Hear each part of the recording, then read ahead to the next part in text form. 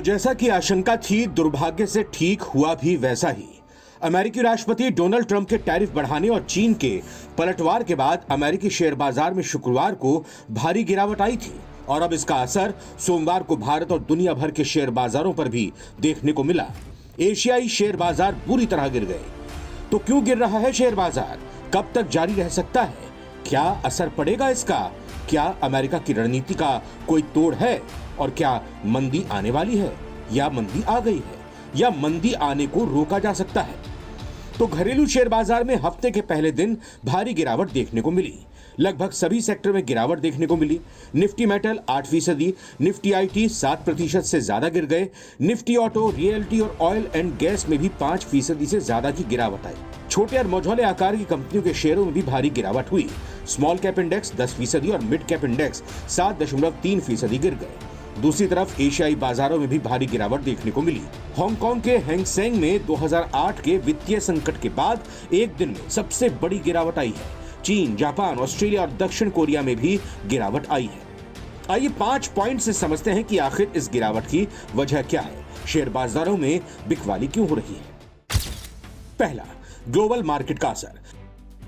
विदेशी बाजारों में हुई बिकवाली का प्रभाव भारतीय शेयर बाजार में भी देखने को मिला। मीडिया रिपोर्ट के मुताबिक अमेरिकी राष्ट्रपति ट्रंप ने टैरिफ को कड़वी दवा बताया है। भारत समेत कई बड़े देशों में अमेरिका ने निर्यात पर टैरिफ का ऐलान कर दिया है।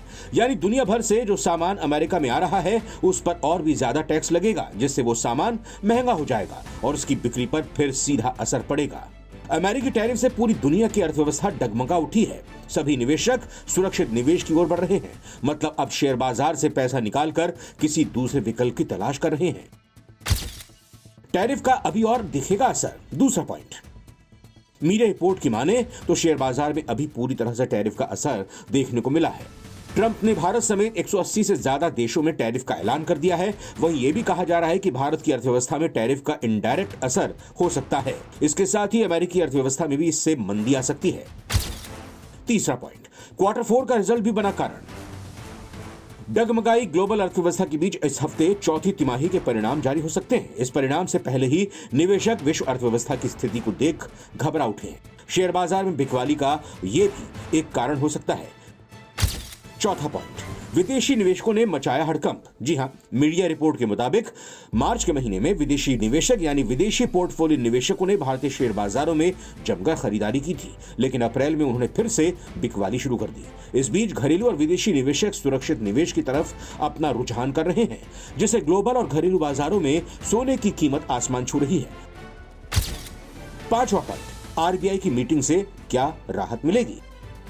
इस महीने 7 अप्रैल से 9 अप्रैल के बीच ये एमपीसी बैठक आयोजित की जा सकती है। वहीं अमेरिकी टैरिफ में हाहाकार के दौरान रेपो रेट में कटौती घरेलू निवेशकों को राहत देने का काम करेगी। हालांकि इस बात की पुष्टि आरबीआई की बैठक के बाद ही की जा सकती है। अगर रेपो रेट में गिरावट आती है तो इससे बैंकों को लोन सस्ता पड़ता है, वहीं लोग भी कम ब्याज दर पर लोन ले पाते हैं। भारत में शेयर बाजार में फिलहाल उथल पुथल बनी रह सकती है। महंगाई बढ़ सकती है, रोजगार पर भी असर पड़ सकता है, जीडीपी और विकास दर भी प्रभावित हो सकती है।